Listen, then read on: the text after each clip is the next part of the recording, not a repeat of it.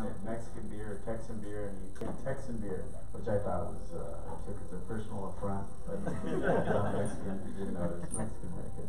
Anyway, moving forward, I think that the best way to introduce our guest speaker tonight is to say that, you know, sometimes in life you run across people that you know you can count on no matter what, people that you know that are just as solid as a rock, and that no matter what, they'll behave the way they behave, whether in good times and bad, in, you know, when things are rough and things are smooth, they're just as reliable as the day is long. And I've seen our guest speaker tonight, and we've done projects together, we've worked on launches together, and that's not normally the case. Normally, sometimes when I introduce folks up to speak here, it's somebody that I've known in the industry and their reputation is good, and I just know about them and I know people who work with them. But in this case, I've personally worked on multiple projects, and he's been a big supporter and big just advocate. Been formally on the team and then stuck around on the team for Internet Marketing Party. Raise your hand if you're familiar with Internet Marketing Party. Yeah, so it's something we've been doing every year for 10 years without a miss here in Austin. And if you've never been, I highly recommend it, because if you're here, that means you're interested in the cutting edge, bleeding edge, best of the best of what works in digital marketing. And that's what we do there, except we have a little bit more of a party flair, but the folks that show up there are the folks that you are probably subscribed to their email lists, much like tonight's guest speaker is. So what I want to say is, before I dive, you know, open that loop, I want to take a moment and acknowledge our sponsors for tonight, which are Capital Factory, for letting us use this gorgeous, gorgeous venue where you get to watch Austin's traffic from the comfort of 16 floors up. And yeah, so thank you, Joshua and the Capital Factory team. And then our other sponsor is the Internet Marketing Party, which is just a fantastic community, and basically is TED Talk meets business happy hour networking event with some of the biggest names in digital marketing.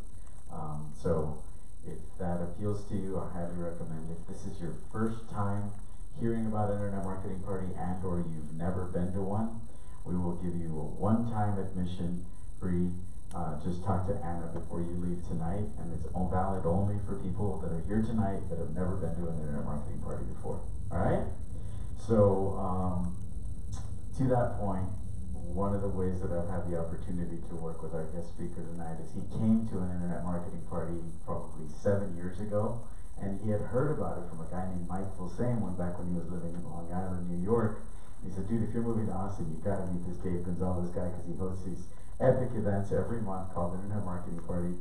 And I had just been to another event. I had been hosting an affiliate summit talk, and I was talking to somebody who just done amazing things in our industry, and he was one of the guest speakers that I was working with. And he said, if you don't find someone who can help you take all your crazy ideas and like help you just streamline them and systematize them, then you're never going to be successful. And I just put my mind on finding somebody like that, and in the next couple of days we had an Internet Marketing Party, and Mercer showed up and he said, this is what I do, and we started working together on some projects, and it just changed how I thought about things and how I organized my files, and then he decided to start working on his own stuff and created a couple of information products and started a podcast. And next thing I know, I mean, he's joining this mastermind and that mastermind, and he starts all these businesses and gets invited to speak at Traffic and Conversion Summit, gets invited to speak at all the big conferences, and gets flown out to Baby Bathwater in Croatia to speak at all these different events. And I'm like, wow, Mercer has become a big deal. And I remember knowing him when he was brand new to Austin and trying to figure out which was the thing. But we've all had those scenarios, right, where you're the person you knew when they first moved to your school, and now they're like in the NFL at the Super Bowl. And so Mercer's talent, if I was to distill all of his talents, which he's got quite a few, and that they're all world class, is being able to take complex things and make simple frameworks that if you follow those frameworks will transform your business. I know of instances of companies that are 7- and 8-figure earning companies that I know that you know these company names, but I don't want to, share details, where he came in and helped them with their analytics and their optimization, and over beers with the company owners and us. It was like, wow.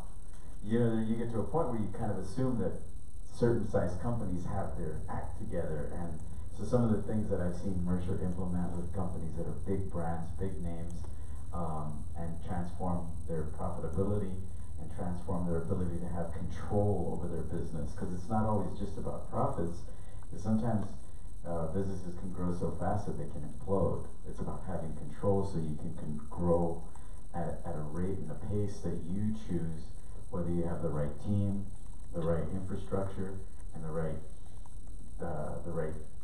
ability to deliver on what you sell. So if you're interested in that, you're in for a real treat. So with that, let's bring up Mercer.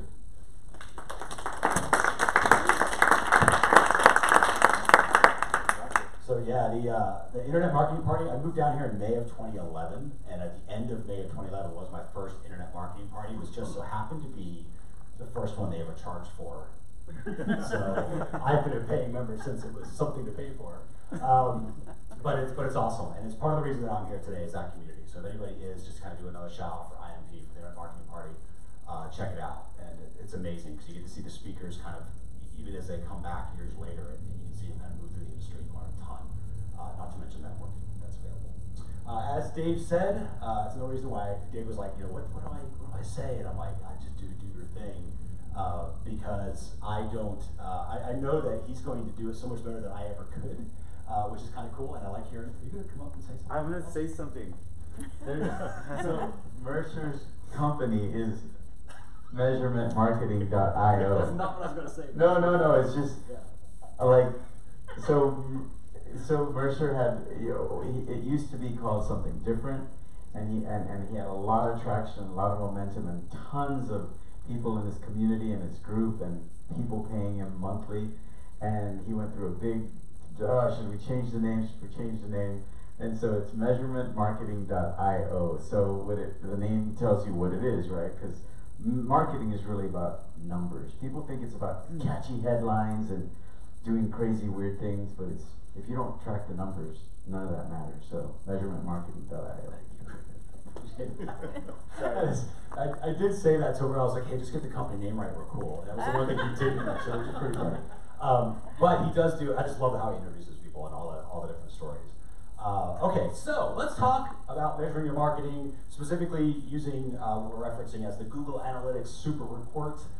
My name, of course, is Chris Mercer. I do go by Mercer, so that is a legit thing. I will not answer to Chris very often, just because I assume you're talking to some other Chris that's probably in the room. Just out of curiosity, is there another Chris in the room? Not today, all right. Most of the time there is. So what we do is we help marketers, marketing teams, the agencies, know their numbers, grow the numbers, right? By figuring out kind of what to do with them. We do it primarily through the free tools that are available to all of us, which is Tag Manager, Google Analytics, Google Data Studio for dashboards, Facebook Analytics, which is the new kid on the block. It's not Ads Manager, it's Facebook Analytics, totally separate thing. And there's others that are out there as well. And we kind of put them into a context, what we call the measurement marketing framework. So I'm going to cover that really quick, because this is something that if you get just one thing, I think just putting this stuff into context, if you've always been frustrated by this or overwhelmed by this or not quite sure what to do, context is everything. So this framework will hopefully help you out with that. So it's 5 main pillars that you want to practice as a measurement marketer. The first one is planning. This is the one that everybody skips. Everybody skips this, just as a rule. I don't care if they're making $100 a day or if they're making $100,000 a day, they have not planned for this. And that's just as a general rule to run into. So planning comes in a couple of main questions you ask yourself. Number one, what questions do I want to answer about my marketing? Think through that before you set up Google Analytics, way before that. What questions do I want to answer? Second, most important question, what will I do with those answers? In other words, what actions will those answers allow me to take? There was many times people will ask questions and I'll say, great, well, let's say you get this answer, what would you do with that? They're like, oh, no. Why would you set up a measurement for that, right? So work through your planning. Second, is the build out. That's where we're using Tag Manager Analytics. We'll talk about a little bit of that today. And then reporting. That's where you actually, once you've got everything being measured, now it's okay, let's put it into something that we can actually get answers from, ideally some sort of dashboarding system. We found to be the best. You could also use the built-in reports that Analytics has, but if you've ever been back there, you know that's going to sometimes be like a rabbit hole, try to figure out what's going on. So try to build your dashboards so that they actually answer the questions that you were asking in the first place, right? Then there's forecasting. So now that you've got your answers, you've got your benchmarks, you kind of have an understanding of how things work for your particular funnel, start to forecast it out, put skin in the game. That is by far the most powerful step, because as a marketer, instead of starting to say stuff like, oh, we're gonna make $10,000 next week, you start saying, okay, I'm gonna send 100,000 impressions through Facebook, 1.25% of those are gonna click through, that's gonna give me 1,000 people that are actually gonna hit the page. Of those 1,000 people, 80% are gonna take this step, and of that people who take that step, 40% are gonna see the cart, of those 10 are gonna buy at $1,000 a pop, that's how I'm gonna make my $10,000, go. Then you send traffic, and when you start sending traffic, it's a lot easier to optimize, which is what everybody's trying to get to at the end of the day, is what actions do I take? What do I do to actually fix this thing? So following that framework will actually help you to figure out, again, what the plan is, what answers you need to find, get those answers measured in the building process, building out the reports. Once you have the reports, start forecasting what's going to start happening, and then you measure against what you thought was going to happen. Not just the results, but the how. Okay, so those are the 5 pillars. Now, what we're going to talk about today specifically is around Google Analytics. We're going to start with a tour of Google Analytics, kind of a brief tour to get everybody caught up. We've got different skill levels here.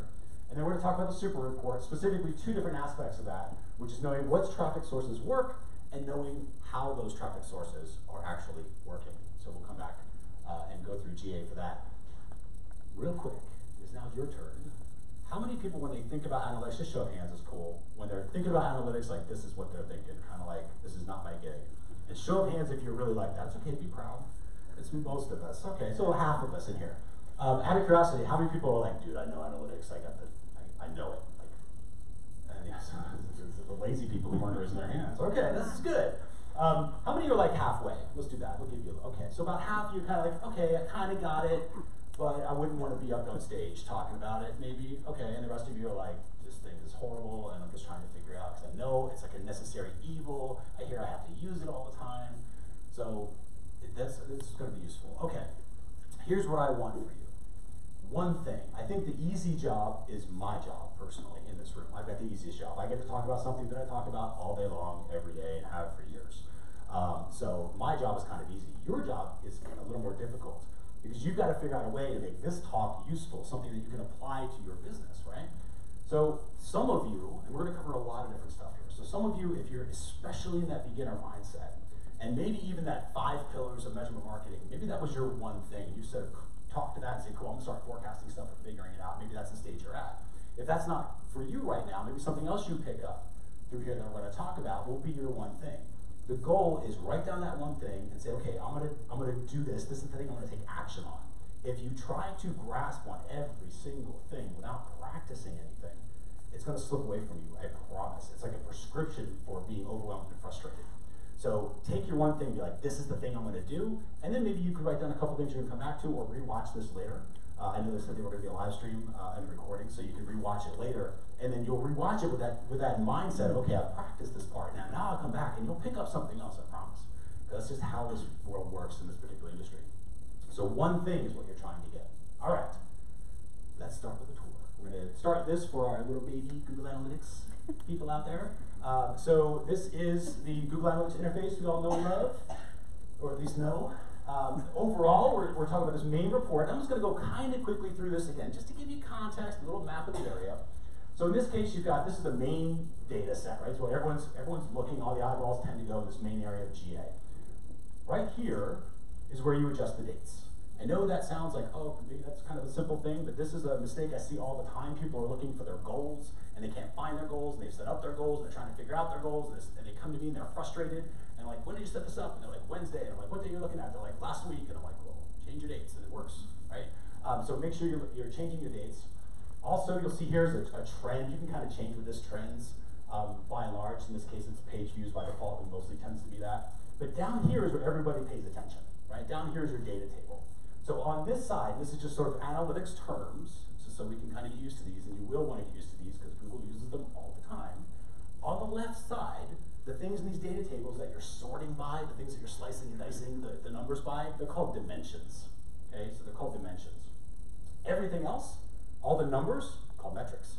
So you've got dimensions and metrics in Google Analytics, and you will hear these over and over again. When you start Googling how to do things, you're going to see the Google Docs, the Google support docs are going to mention dimensions and metrics hundreds of times. So you got to know what those two things are. So again, metrics are just the numbers, dimensions are the things that you sort by. Now, up here is a popular little thing that a lot of people just don't know is there, and it's called segmentation. This is where you can do things like, if you do have a little experience with Google Analytics, and some of this has been a little basic, you can come up here, and if you're not doing segmentation, take a look at that. By being able to say, I want to see just my Facebook users, or I just want to see people that are on Safari. Quick heads up, that's going to be an interesting browser to watch over the next few months. But you can segment individual users, right? Because your data, kind of in a big bucket, is okay. But when you slice and dice it is when you really start to see some answers that come through. It becomes clearer to see the actions you need to take when you segment. You can also segment for funnels, which is kind of cool. They have a sequences section back here that'll say, I want to see the people who saw this page, and then this page, and then they saw this page, all in the same session. Like, there's some cool things you can do back there. So know that that's a thing. And then let's talk about the nav. So this left-hand navigation, we're going to focus really on these 5 main reports. And this is, again, the idea is, how many have gone into analytics, just out of curiosity? How many have gone into analytics with like, not quite with that question in mind, but like just to see what's back there and to see what it says and to get some answers, but you're not quite sure what the question was. But now you're back in GA and you're poking around, and then you're like, oh my God, like this report says this other report kind of goes the opposite direction, I think, I'm not sure what this means, is my bounce rate even good, right? Like all this stuff comes up. So when you go to Google Analytics, we have a saying, at measuremarketing.io, and it is, don't go into Google Analytics unarmed, ever. You never go in unarmed, because it's going to bat you around, right? So what I mean by that is you go into Google Analytics with a question in mind. Always, with a question in mind. You're going to answer a question. That's why you're going into analytics. If you ever go in to just see kind of what you can see, or like learn stuff, it's not going to work out. So you go with a question in mind. So the types of questions that this platform is literally built to answer, you'll see these here. There's 5 main areas. This first one, these real-time reports, it is built to answer the question, is this working? And that's it. It's also the most fun to watch, especially during launches, because you can go to the real-time reports, you can see all the emails coming in, you see the spike in traffic, but you really can't make any major decisions other than answering the question, is this thing on? Right? And are the pages being tracked like they are? The traffic's coming through as it's supposed to be coming through? Do the events fire? Are my goals working? All of that sort of stuff is what real-time is for. So if you ever are going into your analytics to test something, you should be in your real-time reports. Now, after that, you've got audience. Audience is all about who. So I mentioned earlier about watching Safari as a browser, because Safari and WebKit are coming out with some more restrictive tracking things that are popping through. Firefox is doing the same thing. So you can see this here. My question would be, well, who's using Safari, or who's using Firefox, or how many people are using Chrome? Those questions are all about who my users are. It's going to be back in these audience reports. There's a whole technical section with technology, browser, and OS, amongst other things, including things like, what are they into? What other products are they looking for? Lots of information on demographics, right? All of that is all back here in the audience reports. If your question is more around, where are my users coming from? That's your acquisition reports. So not so much who they are, but where are they coming from? How did they find me? How did they arrive at my site? What sent them to me? That's your acquisition report. So anything around traffic is going to be in here. And after that, you've got behavior. So behavior reports are all about the actions those people are taking. So of those users that found me through Facebook, and they're using Safari, what actions are they taking? Meaning, what pages are they seeing? What pages are they seeing first? What pages are they seeing last? What links are they clicking in? Did they watch my video? Right? Are they scrolling up and down my page? All of that sort of stuff you could track and have back here. So all the actions that your users are taking. And then finally, this is what everybody really wants to try to get into, but it's the conversions. The conversions is all about answering that question, what are the results of all of those actions? That's conversions. Okay, so what are the results of all those actions? And that can be in terms of e-commerce, it doesn't have to be. It can also be in terms of goals that you've set up. Okay? So those are the main reports. It kind of gives you at least an overview of Google Analytics. So if you haven't gone back there because you're not quite sure what everything is, hopefully this gives you a basic lay of the land. And if you have had experience, hopefully you're looking at it a little bit like this. Next, just because you know all these reports are back there does not make this thing easier to use. Pretty quickly, you can go to Google and you can go find 17 reports to learn about this, and 7 reports every e-commerce marketer needs to know, and if you do email, oh my god, you should be doing this, that, and the other thing, right? So you have all of this stuff. Very easy to find this. That's not what we're going to talk about today. Because when you do this, all of a sudden what you're going to start seeing is this feeling of like overwhelm again, because you have all these different reports, right? They're going all these different directions. And so it can be frustrating, it can be overwhelming, it can diffuse, and all of a sudden, instead of asking questions, now you're like, I don't even know, let me just go see what this one tells me. And now you went in unarmed. And it can happen, you can slip into that really quickly. So this vortex of reports, what I want to do for you is minimize this to have just this one super report. Okay? This is our little, okay, this one super report that everybody can go into. I promise you will be able to answer 80% of the questions that you're thinking about in this one report. This is also the report that when it's set up properly, yes, it has to be set up, and we're going to cover that, but when it's set up properly, it actually helps you to set up the rest of your analytics as well. So it's got a lot of benefits to it. That report will help you answer which traffic sources are actually bringing the users, what are those users doing, so we're actually getting a little bit into the actions of the users, and what are the results? So it's like 3 out of those 4. It doesn't really tell you too much about who the users are, but it's got these other 3 in one report, which, like I said, is about 80%, right? 75% technically. But it's got a lot of information for you. Now, if you're running traffic sources, let's say you're doing SEO, right? You'll be able to ask this report questions. Remember, never go in unarmed. Ask this report questions like, does SEO bring in users? Of those users, are they building revenue? Or are they just generating leads for me? What exactly is this doing for me, right? What result am I getting from SEO? What's SEO really good at for me? How can I take advantage of this particular traffic source? As you go through, you might be doing Facebook traffic. Do groups even work? This report can answer that. Right? Facebook groups, all that stuff I'm doing on Facebook groups and trying to get people to go to my, is it even doing anything? Right? I can tell that. Also, is my retargeting working? I'm doing a Facebook campaign where maybe I have a bunch of cold traffic, kind of that first touch traffic that's going to people, and then I've got a whole other thing that's retargeting people who were previous buyers. Does that retargeting campaign actually bring in anything? I can tell with this report. Should I scale this? Big question with Facebook, do I put more money into Facebook or not? How many people would love to be making the money that Facebook says they've been making? Oh my God, right? Like you go back to the ads manager, it's like, oh, you have 3,000 sales and your CPA is only, 10 cents. 10 cents to a good customer, it's great. And then you look at your bank account and you're like, that's not true. But this will help you to sort through that. And of course, how can you get more from your Facebook ad spend? But when it comes to email, yes, even email, especially email. Everybody's got a list? Marketing, okay, through email, very important. So which email is actually closing the sales is a popular question we get. Like, I don't know, I have this whole autoresponder, but I'm not sure when they're actually being pushed over the edge. This will help you with that. Does my nurture sequence actually nurture? Right? Does it actually get them to engage with my brand? It'll help you with that. How can I get more? Right? That's what we want. We want more results from our email traffic. So this report can help you do that. That's why it's called the super report. Okay. The super report. Anybody want to guess what it is? Those that have some experience? The source medium report. So the source medium report. This is a built-in report, which is kind of why I like it. It is the most powerful report you've got with, period. Here's where you find it. You're going to go to the acquisition. Why acquisition? Because it's primarily about where the visitors are coming from. So that's the acquisition reports. When you do that, you're going to click where it says all traffic. And then when that drops down, you're going to see source medium. So it's kind of buried. A couple of clicks in there. But that source medium report, you will use this report all the time. So when you go into the source medium report, it looks like this. I'm going to break down kind of what this is telling you. It's why I love it, because it's on one screen. You don't have to click around a whole lot. So on the first side here, remember what these are called? Dimensions or metrics? Dimensions, right. So dimensions, the things we're sorting by, in this case, the identity of your traffic source. That's all it is. So this is Google Analytics saying, this are different traffic sources that I'm seeing that are sending traffic to your site, your identity of the traffic source. Going across, it then tells you, here's how much you've gotten from that traffic source. So here's how many users you've actually gotten from that particular traffic source. And then it tells you, here are the actions even. You've got some engagement metrics. Here are the actions that particular traffic source is actually taking, like the users that come from the traffic source. And then ultimately, our favorite word, the results.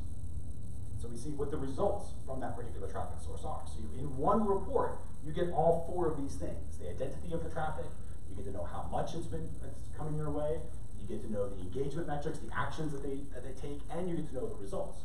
We are going to focus on 2 sides of this.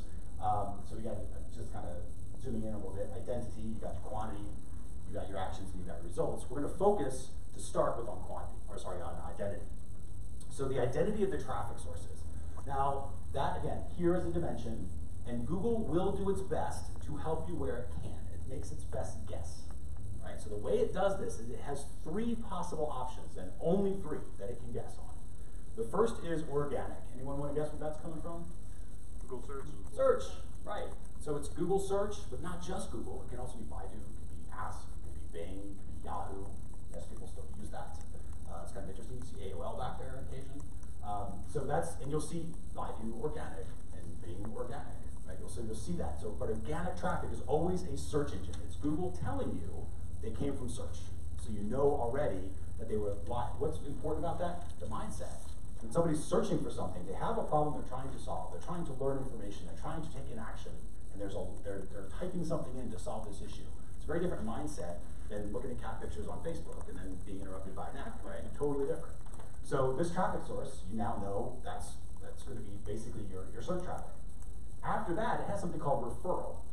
So referral, if it's not organic, it's going to say, okay, well, did it come from some other third-party site that I can measure? So what's an example of that? Some other known site, Facebook, right? You'll see Facebook back there. It'll say m.facebook, that's mobile. And you'll see just facebook.com, that's your desktop Facebook traffic. So you see that. You'll see all the different social media, YouTube, right? You'll see other blogs that may be linked to you that you've done, what they call referral traffic. So I'll have the blog site and then referral traffic. So all of that is third-party sites. It's Google Analytics telling you they were over there. I don't know specifically where in some cases, but they were over there, now they're here. So at least you can go back to those sites and maybe do a little bit of digging. The problem with things like Facebook, you really don't know specifically where they were, right? You just know they were on Facebook, but you don't know if they were on the group or the page, or an ad, or your mom shared your blog with your family, possible. So that's referral traffic. Then there is the bane of every measurement marketer's existence, yours as well, and that is the direct none, which many of you, I guarantee you, it's one of your top traffic sources. It's what it is. You sort of have to deal with it. Direct none, the technical definition is where somebody's just gone directly to your site, and that sounds awesome, because I think it's a really quick way to like pat yourself on the back and be like, I'm so popular, everyone's coming to my site, and maybe, but it's probably not that. So the way that I look at it is I'm going, okay, this is Google going, I don't know. Going, no idea, no clue. They just showed up. That's literally what it is. Google has tried to fit them in organic, and it went, no, it's not organic, so it must be something else. And it said, what is it, something else? I don't know. Okay, well, we call it direct none. That's how it works. And so they end up in direct none. That is literally just untagged traffic that Google has no idea. They just showed up. What's an example of that? Anybody ever been on a webinar? Right? You go to a webinar or whatever, you click on a button to go buy the product. It's being offered for the next 30 minutes with the bonuses or whatever. You click on that. What opens up? The browser. You literally just showed up. So to Google Analytics, it's going to be a direct none, even though the webinar caused the sale. What about email? Anybody ever click on a link in an email? Same exact thing.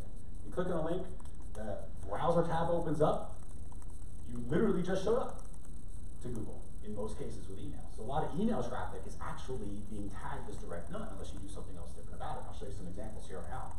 But that's an example of like direct none that I would say is not legitimate. We do have some direct none for us because we have membership products, right? So we've got something called Win Monthly Pass, we have something called the Measurement Marketing Academy. And when you go to measuremarketing.io, people go to that site to log in. And when they do that, the browser caches, as all browsers do. And so people will start, members in particular, will go back and like measuremarketing.io / and then it pulls in the member login, and they log in. So we actually do have a lot of direct none, which is why I use that segmentation feature when I'm looking at my analytics to pull out my members. Because then I have a better understanding of how like my marketing is working, not just my marketing mix with my members. But that's an example of like what legitimate direct none might be. But normally, I like defaulting to like, this is just evil and has to go, right? Maybe it's affiliate traffic that's mailing for you. How do we tag that? Right? Maybe it's podcast traffic. Maybe somebody heard me on a podcast again. How do I tag that? I will cover questions at the end for sure. Now, for those that are looking at this, able to see this, if you've noticed anything, there's a couple at the bottom here that are not like the others, right? Remember I said Google has only 3 things that it can do on its own. One's going to be that organic, one's going to be referral, and the other is like, I have no idea. They just show up in the direct none bucket, right? No idea. Well, these ones aren't that. Partners affiliate, Google CPC. So what that is, this is where you can actually help Google out by telling Google what the traffic source is. You can actually tag that traffic source. So before they're on your site, when they're on Facebook, or when they're on your email, there's an actual tag here. So when they click on that link, that link is tagged so when they come over to your site, Google doesn't have to guess. Google knows exactly where they need to go because you told them. Right? So that's what we're going to talk about here. This is in the planning stage. When we talk about planning, you have to spend some time to plan these things out. This is the best way, I think, to sort of think about the different tags, because there's 5 of them that you would apply to your traffic. 5 of them. The first one is you need to tell Google, okay, what's the product or service? What's the point of this traffic? Right? What is the product or service that I'm pushing? So for us, it might be, we call it Academy for Measure Marketing Academy. For anything, for the Win courses that we have, we call it Win. Right? So I've got Academy and I've got Win. Those are my 2 primary categories. If I'm doing a certification, we call it certification. If we have a high-level program called Private Guided Training, we call that PGT. That's our product or service. So we keep it the same. It's important to stay consistent. So what's the product or service? Then, okay, for that product or service, what is the brand that's sending the traffic? Literally the brand name, right? It's not hard. If I'm using Facebook, what's the brand?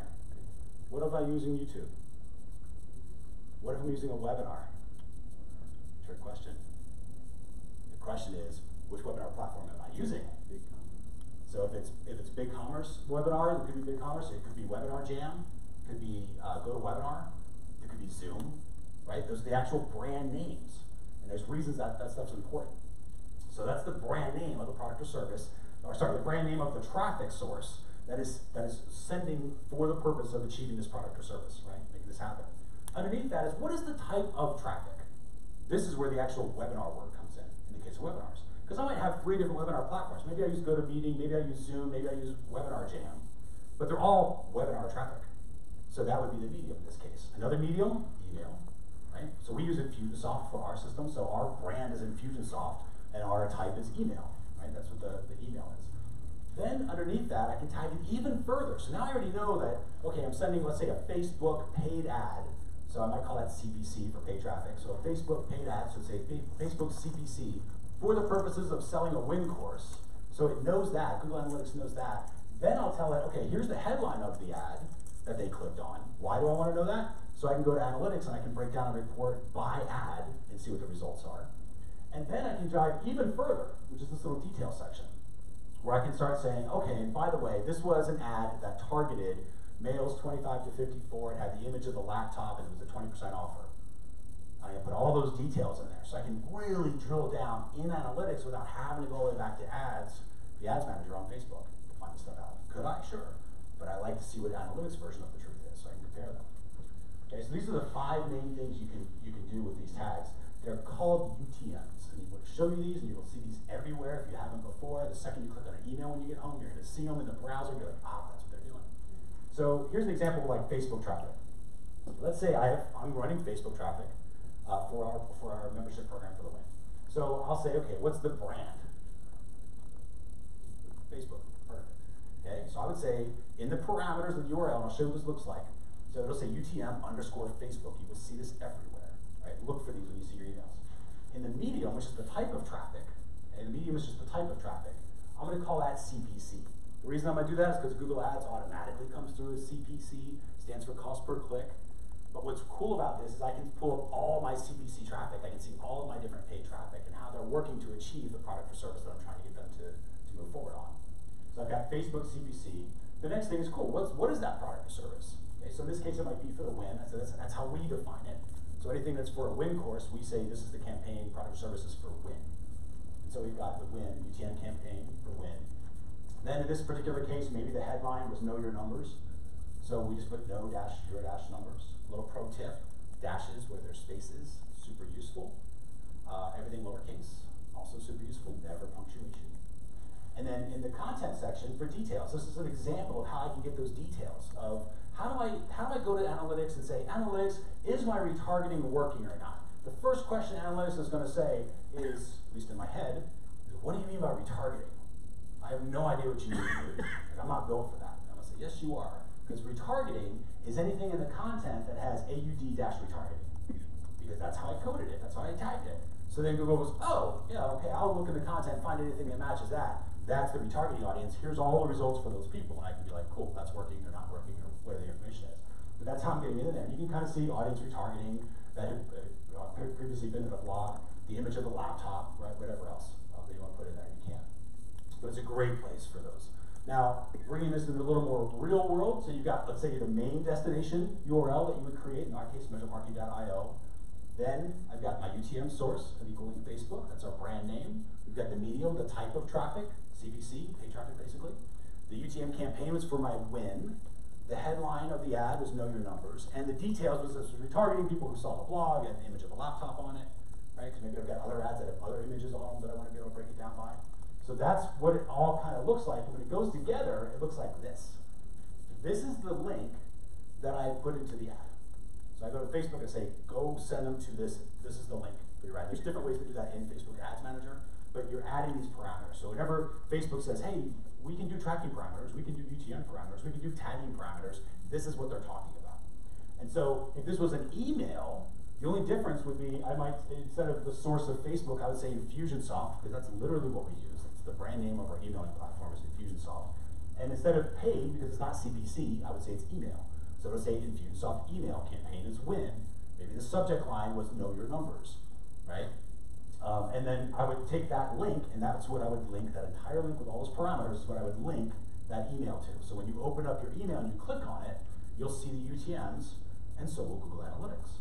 And now when you start your session, when you start that journey, that visit on our site, Google Analytics knows, oh, okay, they came from an Infusionsoft email where the subject line was know your numbers.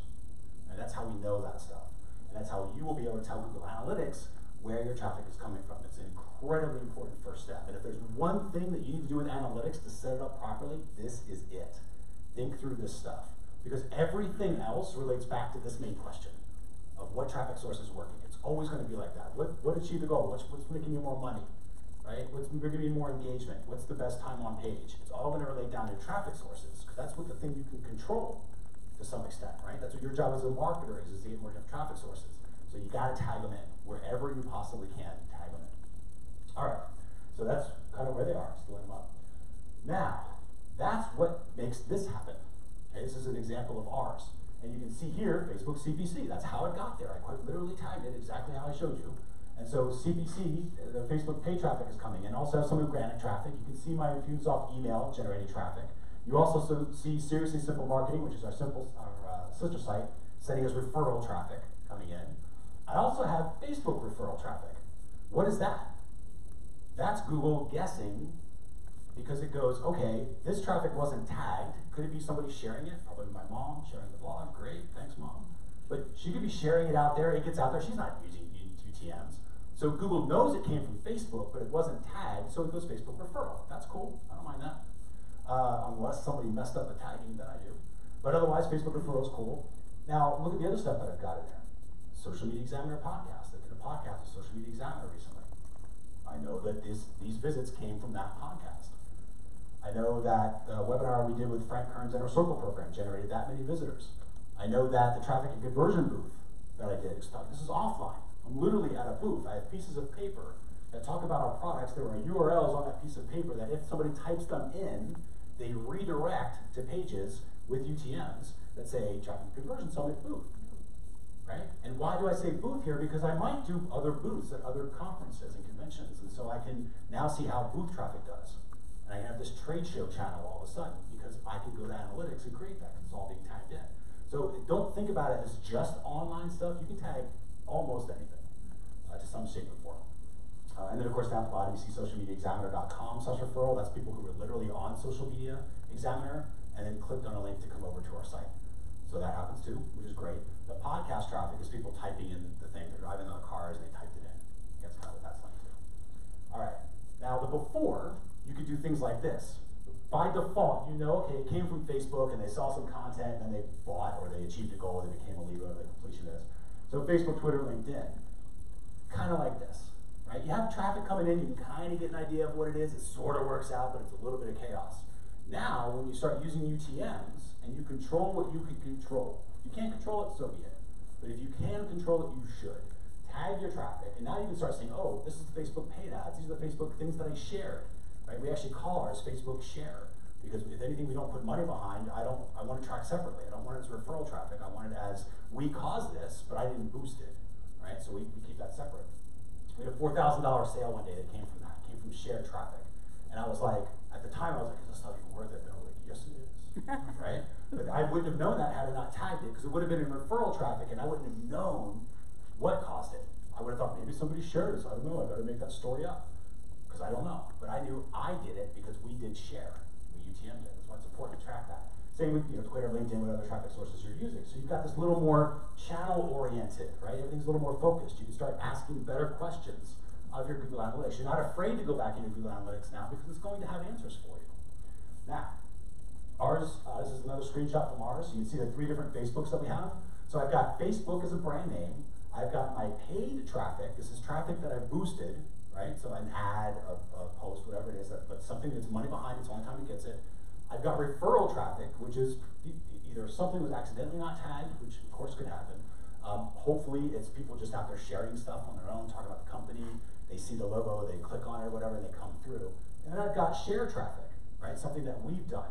I have our button on our page UTM. So if you clicked on the button that says, go learn more about measurement marketing on our page, it's UTM to share. So I know you, and I know you click on the button, right? Versus another click in the page. So that's sort of where share comes from. An example of where you might want to use it. But now I have a better understanding than Facebook referral, which is what it's all going to be anyway. I can now break it out and say, okay, well, of these, in this case, 250 users that came to the site during this date range, how did it break out? It wasn't just Facebook referral, which is what the default would be.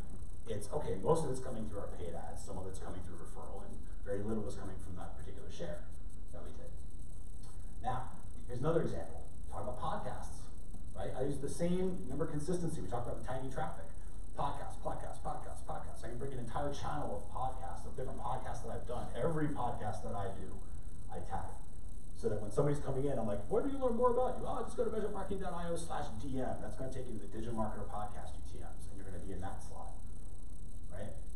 So, and then I'll do the same thing with like the small business war stories we just did. So it's like, hey, how do you find out measuremarketing.io? Go to war stories. Oh, great. You do that, it's redirected to a page with UTMs, and that's how that gets tagged in there. So now I can go to my analytics. This is what I also like about tags. It sort of levels up analytics. I can go to my analytics and ask it, hey, how does podcasts work? How do they work for me? What results do I get from my podcasts? Right? Anybody who's not tagging this doesn't. At best, they have referral traffic. They have to assume it came from that podcast. I date them. That I should have showed this as a screenshot, but that Social Media Examiner podcast, I was talking to somebody about this earlier today, and I clicked on it, and I brought out the content, because I date when I record them, right? So I can't tell when they're going to be live a lot of times, but I can definitely know the day that I'm recording. So I actually put in there March 2018, or March 2019, whatever it was. So that Social Media Examiner podcast, most of that is from January 2019, but a couple of those users were from June of 2017. That came through, clicked on the link, took the link that I did for that podcast, and came through, and typed it in. Like, that was interesting to me, because I'm like, wow, that actually has a longer tail than I thought it did. Kind of interesting. And maybe an example to do a lot more podcasts, because it's doing some stuff for us. So that's an example of what you can do with UTMs, and when you start tagging your traffic, which again, totally free to do, you can type these things in, they're not hard, you just need to think through them. You can actually level up your analytics and start asking better questions. Make sense so far? Okay. So the next question, how do we do this? Go here. Watch what happens to the UTMs. Measurementmarketing.io/awesome. Spelled how we spell it here, I hope. So AUSOME.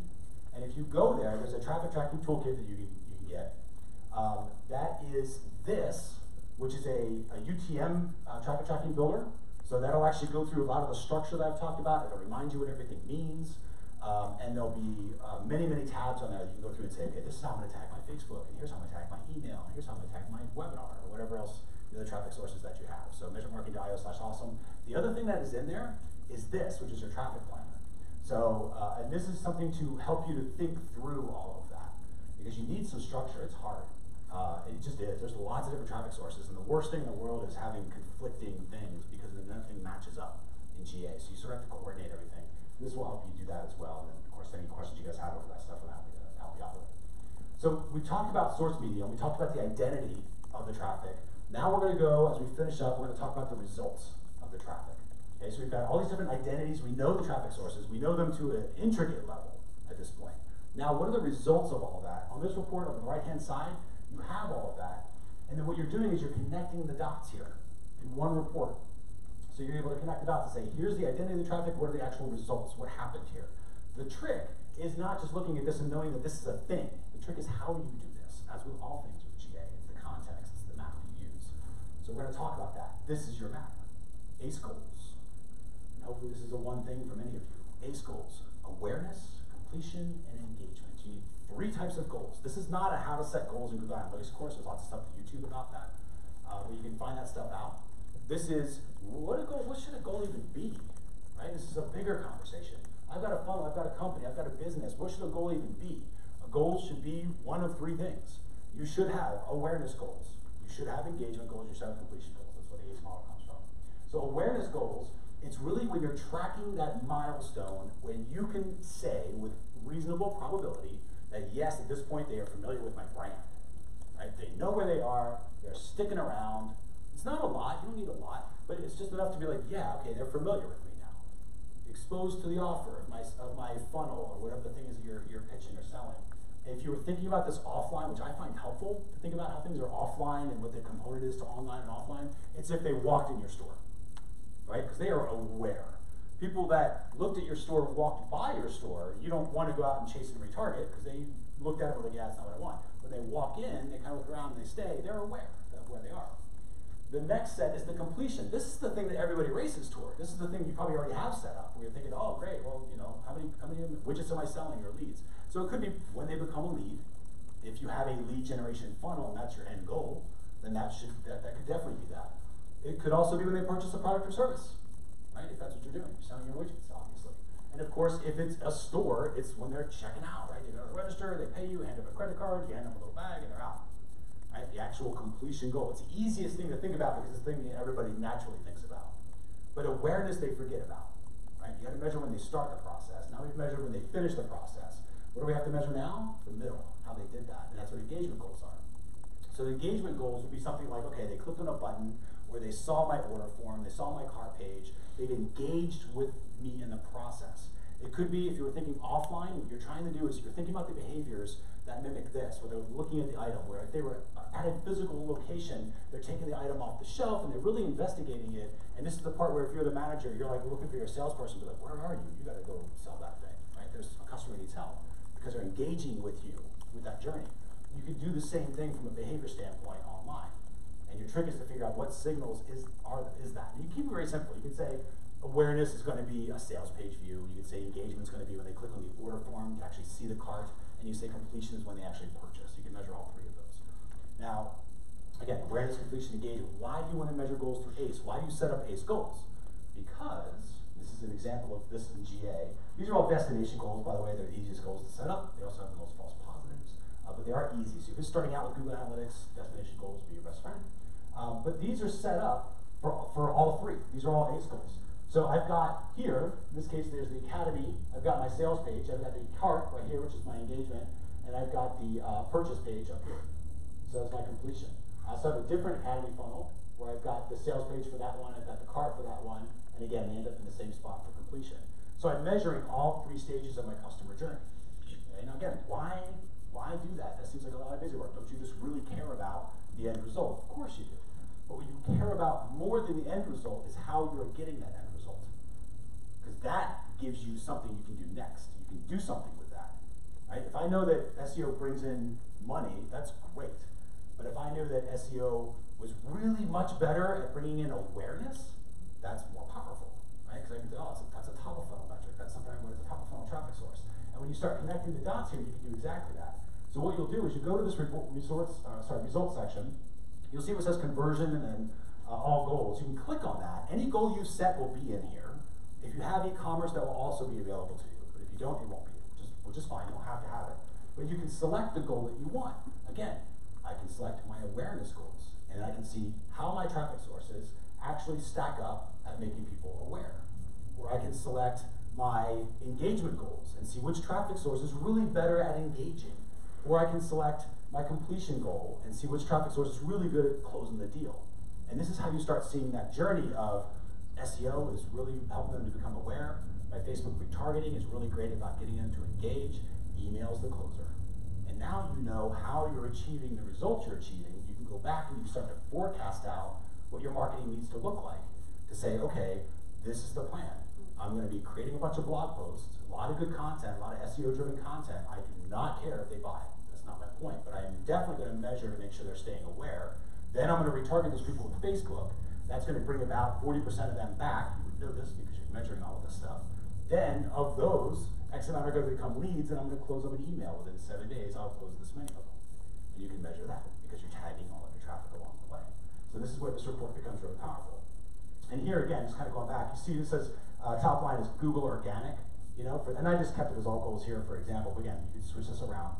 Here, this, for achieving goals, Google organic, 17%. Do I care what that number is? I do not care what that number is. Don't care. What I care is what it is combined with this number, how it's in context. That's what I care about. So what I look at is I go, okay, well that's roughly 18%, that's roughly 6%. So Google Organic is 3 times more likely to achieve a goal.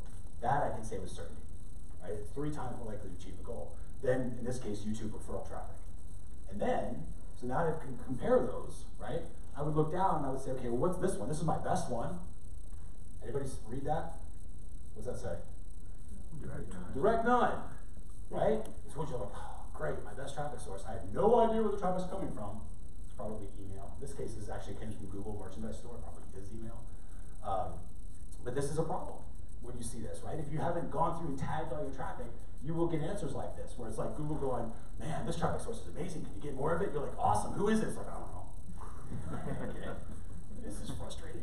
But if you tag the traffic, eventually you get better answers. And you'll start seeing things like, man, podcast traffic, when they engage with podcasts, they tend to close. Like, that's really cool. I'm going to do more podcasts. And you'll start seeing this stuff in Google Analytics as long as you've told Google Analytics how they're getting there. Okay? Hopefully you start seeing how everything's sort of tying together with this one report. So with that, we'll go ahead and wrap it up, and I'll do any Q&A you guys want.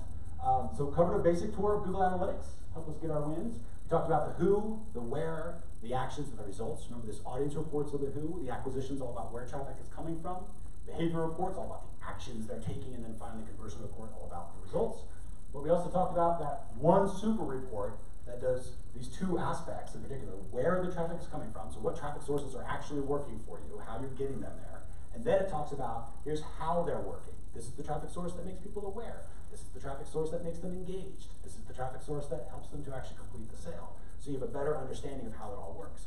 Use UTMs to tag them so you know what traffic sources are working. Use ACE goals to figure out the how.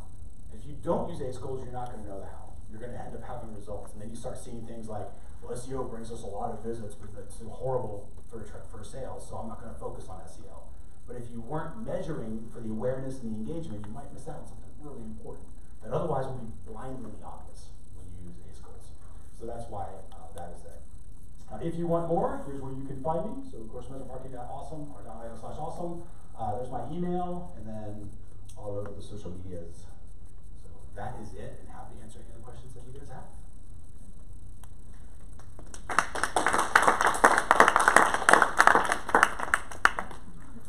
Google product ads. Can you re-tag them, or they just fixed it? So, as in Google Ads? Like product Google ads, and shopping ads. Yeah. That's a great question. I don't believe that you can. You can override Google Ads. I would not override those, though, because they're passing through a lot more information than they used to. And there's little like G-Clit IDs and everything else they have up there. So I would let that stuff come through and just deal with how you get it. So it's not perfect in that it won't necessarily fit into the headline of the ad and all that other stuff, but you should be able to at least get the source medium. That's going to be Google CPC or DPM or whatever, and then you'll see your campaigns. Try to get your campaigns so they're logged in. There's also ways that in Google Analytics something called filters, which are super powerful but dangerous because they change the data. But you can create a filter and you create a view to say, okay, I'm going to take all this stuff that Google's sending me and I'm going to change it so that everything that says this campaign or this campaign or this campaign or this campaign, because sometimes they get fractured back there, I'm going to call that, in our case, win. And I'm going to make all of these, whatever it is, just replace it with the word win. And that way it makes it more usable for you in the back end. So you can customize Google Analytics like that. But yeah, I wouldn't do it, I wouldn't override it because there's so much other information. They're doing cross-device tracking now. There's lots of cool things that they're starting to push through that I would not get in the way of. And sometimes if you take out those things, you lose that connection. So that's a really great question. Because 2 years ago, I would have been like, oh, override them, who cares? Because we were still getting something useful, but now they're putting so much into it, I wouldn't. Yeah. Does analytics distinguish if somebody searches in Google the search box versus just puts something in the browser? That's a great question. I've never been It asked could that be a different before. browser than Chrome or. Yeah, that's a great question. I don't believe they do, because at least not that I can tell in analytics. I would have to check it and see just to trust but verify that. But my guess is no, because when you, either way, both of them show up on Google Organic, right? So either you typed in the browser and Google popped up with organic results, or you went to Google and you typed in the search box and then you end up on Google with search results. So either way, you end up in the same spot. Then you click on the link. That's how Google knows you came from organic, because it literally goes, what it does is it says, what's the refer? It says, oh, it's google.com. And it goes, oh, I know what that is, that's search. And that's how it does it. So it doesn't know the step before that. It only knows the step right before you went to the page, which would be the search results page. So it doesn't know, and it couldn't pass through what you did. Now, Google probably knows that, but your analytics wouldn't know that, because it's only measuring from that search results step on. Does that make sense? It's a great question, though. Yeah. URL shorteners, like Pixelme, are those? Yeah. So we actually use our own, just because of the brand. So we have measure.tips. We also have mmio.tips. And we do exactly that. So if I'm on a webinar, I might say, instead of having especially the big giant ugly URLs that pop up, if you're doing Facebook and you don't want to have a big giant ugly URL, pro tip, you can put the URL in there, wait for the thing to load, and then delete the URL, and it still keeps it with your ETMs. But yeah, short links all the time. So we do measure.tips/traffic, and then it takes you to whatever. Do you use one that has the retargeting pixels in there, like Facebook pixels? For the redirects? Yeah. No, because they're redirecting to our pages on the site, which have all those. So we'll redirect, so it literally just redirects, that's it. Right? So it'll go, I say measure.tips/whatever, sends you to measurementmarketing.io/the actual page I want you to see. That's where our tag manager is, and it lights up all the pixels at that point. So there is no recording of this other than what we use is URLs. It's yourls.org. Kind of like it's kind of like WordPress, it's open source, but it does the link shortener stuff. And so there in that platform, I can see how many people are clicking on links, but it doesn't connect into GA. I could do that. I could put a little parameter in there, but that's not a question that I've asked. But that's how I would do it if I wanted to. It's a great question. So following up on that, do you have any suggestions for links that you put on printed products that you would do at trade booths? I exactly did that. So what I did is I used PrettyLink. You might be familiar with it. Yeah, WordPress plugin. Have you heard of WordPress? for those who don't know, Nick and Sandy both over here. I learned when I started. So here's a little history. You guys will appreciate this too. I started that first site that Dave couldn't remember. It was wptrainingvideos.com. So I started teaching. I created a membership site to teach beginners WordPress, and I was like avid WordPress meetups, which they had 700 of them. Still do. It's awesome. So visit the WordPress meetups. They teach you a ton, and that's where I met these students. It's been fantastic. 2 months ago, I went to that site. It had been like some Russian hacker or Ukraine thing, but I finally figured out how to get it back. But I hadn't visited in years, and evidently nobody else did either. But it was cool. So, but yeah, so what we did is we did PrettyLink, and we said, and that was because I didn't want brand confusion. That's the only reason I did it. If it was sometimes on slides and sometimes on like a podcast, something, I might just say, hey, measure.tips/whatever. But then I've got people that go to measure.tips thinking that's our site. So I set up a redirect there because they just hear measure.tips, they're like, oh, and so they go to measure.tips, and it redirects now to measuremarketing.io. But our trade show stuff, we printed out flyers and said measuremarketing.io /academy. I think probably still does this.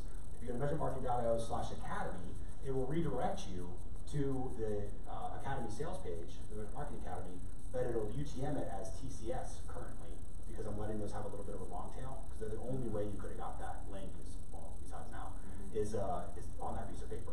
So people that type it in get redirected to the actual sales page with the UTMs, and I track it back to the fact that they got this piece of paper at a booth. But all your printed literature has the same URL. It's measuremarketing.io /academy for academy. The win courses have /win, but they all have that consistent, yep. Well, as opposed to trade show to trade show. Yeah, I honestly, if I did that, I would do what I did. I'll do sometimes I'll say like my win or TCS win or something like that. I'm personally not entirely convinced I'm going to have that problem. That's the only reason I didn't do that. Because my theory was this is going to be a really expensive experiment to have a booth at a big trade show, which it was. And there is a long tail to it for sure, and some benefit to it. But I wasn't like, oh, I'm going to do this 12 times this year. So because of that, I didn't do that. Otherwise, I would have done like, you know, TCS Academy or something, some other code, or I would have flipped to the shorter URLs and say, hey, just go to mm.io / tips / whatever, and then have it redirect specific to that particular thing. That's a great question, especially if you do a lot of them. The perfect example is the link you just gave us. Mhm. Redirect it. Exactly So right. you can look at that. Yeah.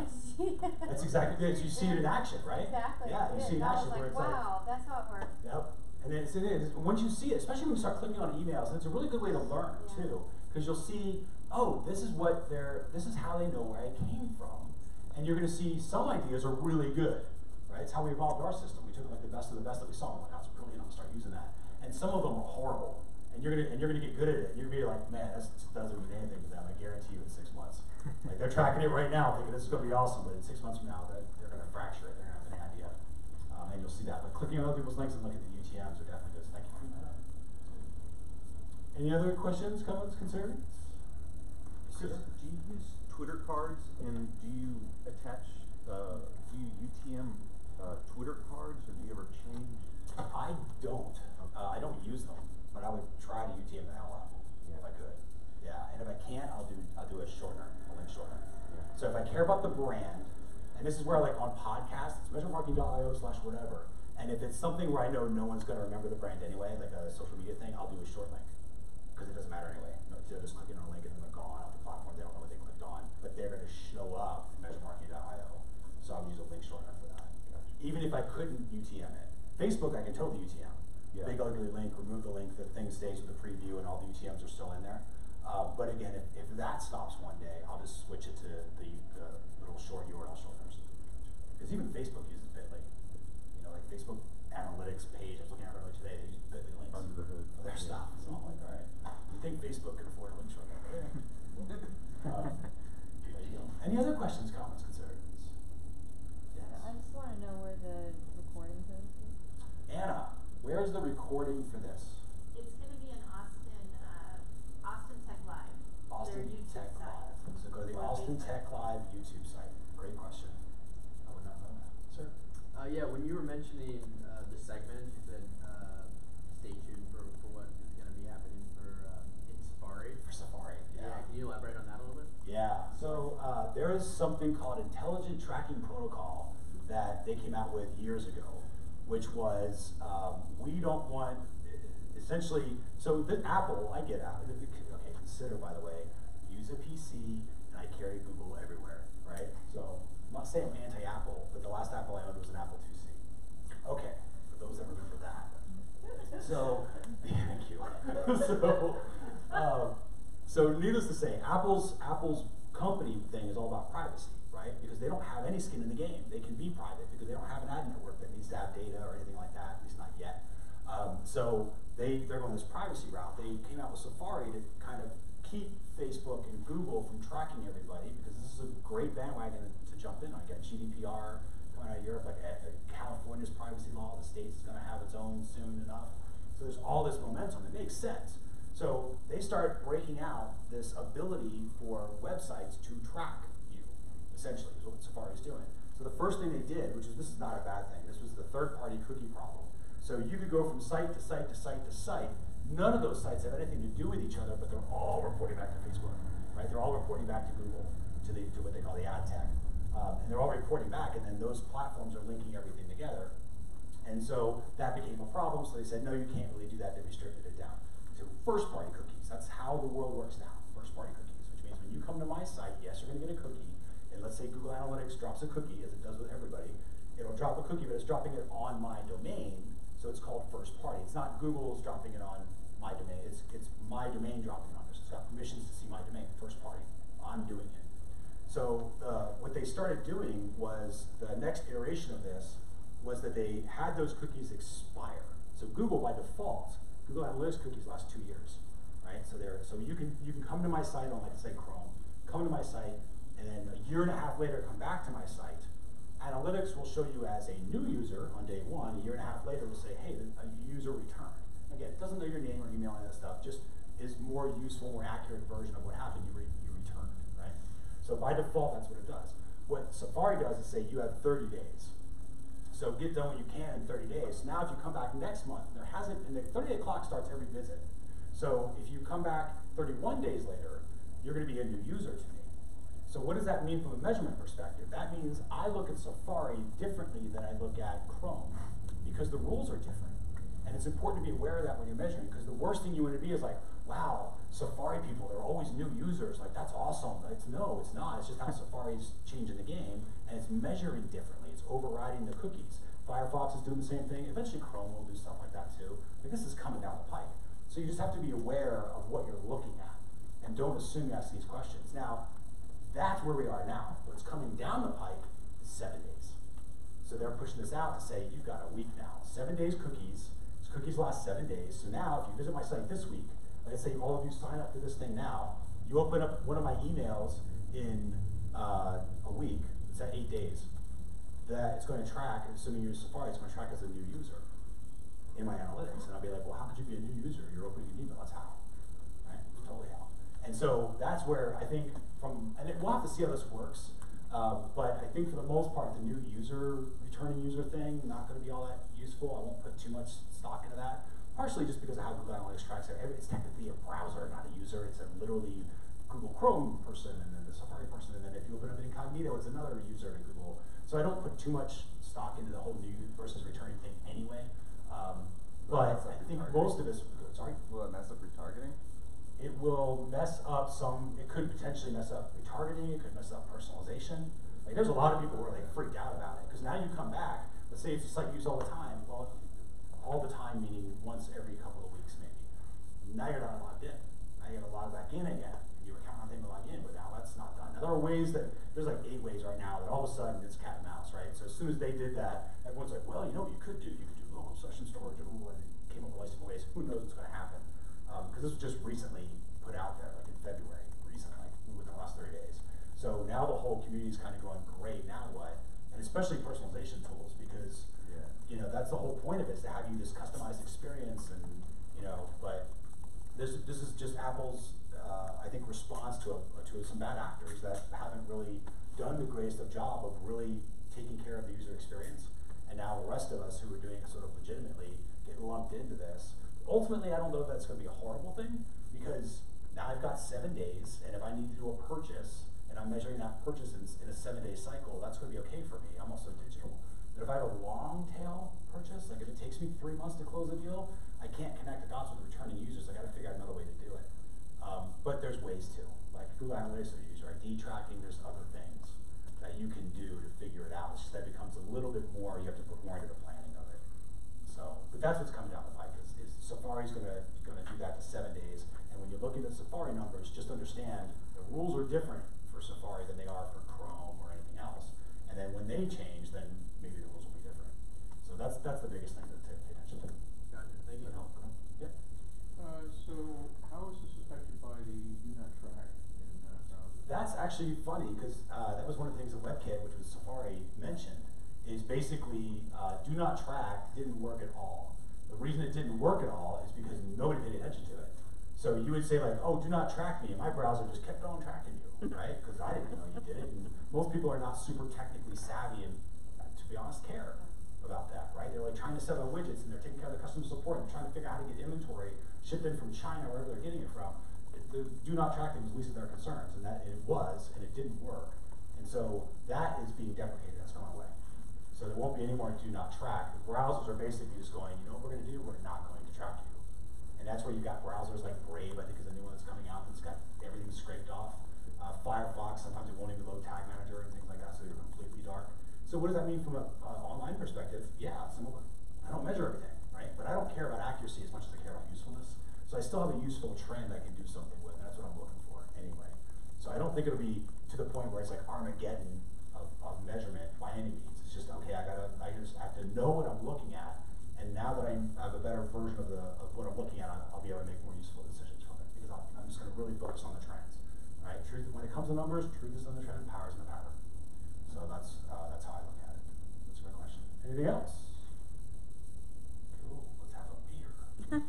Thank you all very much. Appreciate it.